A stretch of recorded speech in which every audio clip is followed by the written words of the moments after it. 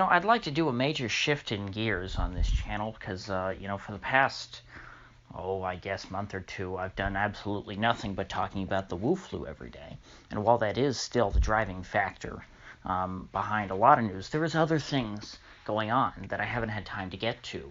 Namely the normal foreign policy stuff that I, would talk about on here, all the news regarding wars in the Middle East and such. Or even a potential war with Venezuela, which we've seen, is being brought to the forefront again because in the midst of all this Wu flu panic, the White House, I guess it was, or was it, might have been the Pentagon, I can't remember exactly, but one member of the executive branch, which I guess they're all under the White House anyway, so what does it matter? Splitting hairs there. Has declared the government of Venezuela to be narco-terrorists, and so therefore they've issued a warrant for Maduro's arrest. And this, of course, is unrelated to the whole attempted coup that they did a couple years ago, to where under the tutelage of John Bolton, Trump was told that, hey, we could very easily overthrow the Venezuelan government without having to invade it. And you'd be a hero and you wouldn't have to start another dumb war.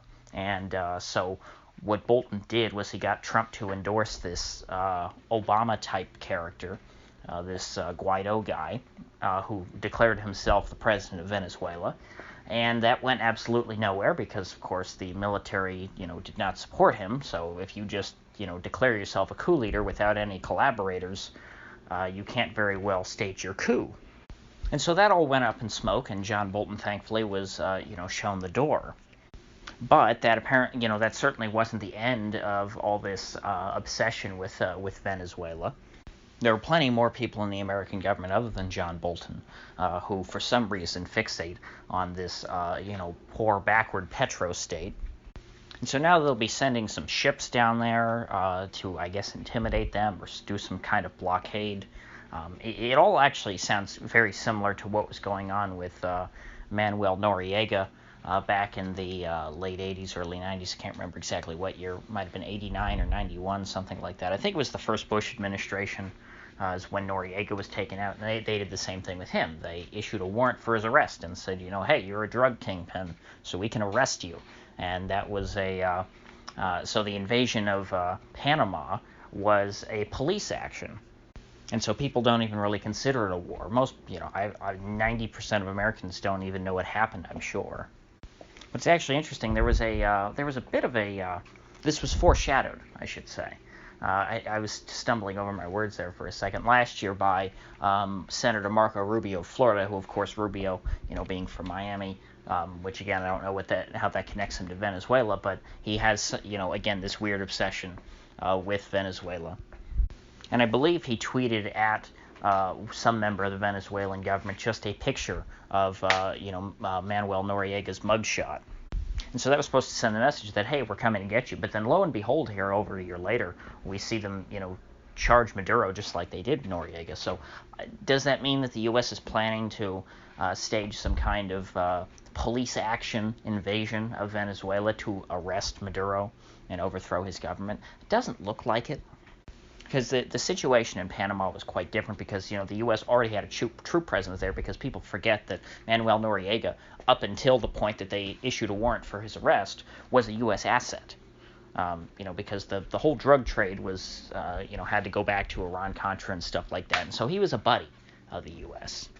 And that's why he had U.S. troops stationed in his country. Those were supposed to support his regime. However,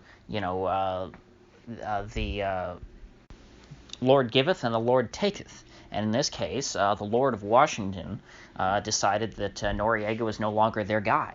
And so, just as easily, as he was supported over the years, he was taken down because all that the U.S. troops really had to do was just walk off their base and march downtown and grab him. Of course, there were a lot of civilians that were killed in this whole operation. It was not pretty.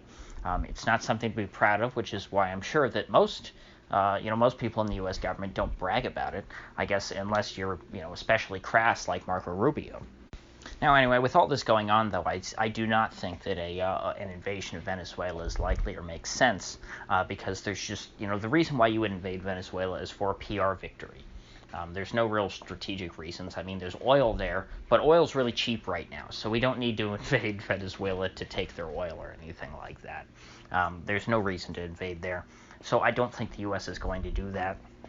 But, however, another war that people have been, warning might be on the horizon is another Iraq war. I guess this would be the fourth U.S. war in Iraq. And this war has to do with Iran and all their Shiite friends that the U.S. put into power after they overthrew, Iran's worst enemy, Saddam Hussein, back in 2003. If you all remember, long before this Wu flu stuff was going on, I was talking about all the problems that the U.S. was having in Iraq and how the Iraqi government voted to expel U.S. troops, and there was that killing of Soleimani and all this stuff, and this was all heating up not too long ago. And I kept saying that, hey, I don't think a war with Iran makes sense at this point because it's too far from the election. It will, because when you get a war, you have that initial patriotic fervor to where everyone, unites and wants to support the president. But then as the war drags on, you get dissenters, and then people just want the war over, and so it hurts you politically. So I was saying if Trump was going to start a war with Iran, he would have to do it, like in the summer of 2020. Well, here we are. We're getting pretty close to that. And you've got all this Wu flu stuff going on. So how does that change the dynamic? Well, just like with Venezuela, I think that it wouldn't do Trump good to try and start another war and then look like he's overextending himself. I think that he wants to look like he's entirely focused on the Wu flu crisis, because by comparison, any sort of conflict with Iran would seem petty compared to this. During peacetime, they might be able to drum up a good, some reason that people would accept to start a war with Iran. But I don't think that in this current environment, a lot of people are going to be convinced. Now, with that said, though, there are also things about the current situation that make a war with Iran more likely and make more sense. And that, namely, is the price of oil right now. Oil is, at incredibly low. It's in the 20-something dollar a barrel range. And this is why I was saying it didn't make much sense to invade Venezuela, because, if you invaded Venezuela and got their oil, you don't need it. Oil's already so cheap. In fact, Venezuela is just being bankrupted even quicker. Well, they're already bankrupt, I guess. I don't know how that country sustains itself, with oil being so cheap. That was their whole problem to begin with, is that oil, Venezuela's budget, their government budget was, designed to run with, oil, over $80 a barrel or something. So what does this all have to do with Iran? Well, for one thing, the reason why I thought a war with Iran did not make sense last year was because it would lead to a massive spike in the price of oil, because it would destabilize the flow of oil coming through the Strait of Hormuz and from the Middle East, and out of the Persian Gulf. And I thought that, that would wreck the economy. It'd be a supply-side shock. Everyone, the cost of energy would skyrocket across the world, and so therefore the output, of the global economy would fall as a result, and so a war with Iran would start a global depression. Well, now we're already in a global depression. There's already been that supply-side shock, and in fact, there's a supply-side shock in oil to the other direction, to where there's a huge supply of oil. There's not a relative scarcity. You have relative abundance in oil, thanks to this price war between Russia and Saudi Arabia. And this low price of oil, as I've talked about in the past, is bankrupting American oil producers, because it costs much more money to produce oil in North America than it does, say, in the Middle East. And so it costs these guys more money to get the oil out of the ground than they are able to sell it for. And so this creates a great opportunity if the president were to start a war with Iran in Iraq or somewhere else in the Middle East, or even in Iran itself. This would, like I said, drive up the price of oil and potentially save these North American oil companies. In addition to that, because oil is so cheap to begin with, you wouldn't have as much of a negative shock to the system. You have a bit of a cushion there, because oil is so cheap it has room to go higher without bankrupting people and causing a deeper depression. At least in theory. I don't agree with that necessarily, because on the margins, even if you're already in a depression, having higher oil prices is still going to hurt you because, hey, if if the economy's grinded to a halt, but at least oil's cheap, that's one less bad thing. It's just like, in the 19th century when we had deflationary recessions. Sure, you lost your job, but at least everything around you got really, really cheap. And so, you have a little bit more of a cushion to get by. You can make your savings last a little longer because all the goods around you are cheaper, even though you lost your job. So, like I said, is it a good reason, on Trump's part to try and start a war to drive oil prices back up and save North American oil companies?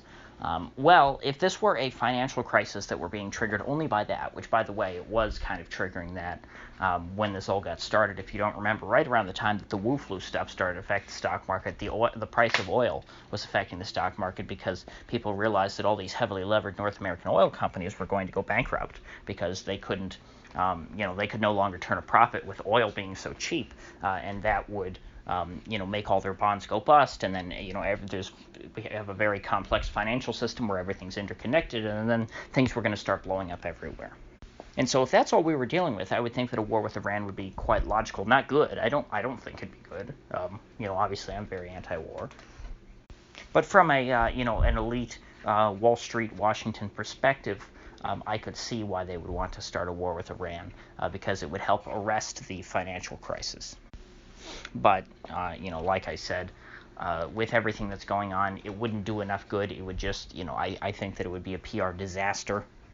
And frankly, the U.S. is probably much more worried about being able to crack down on its own citizens using the military rather than crack down on, Iran right now. So in short, I don't think there are going to be any new foreign wars.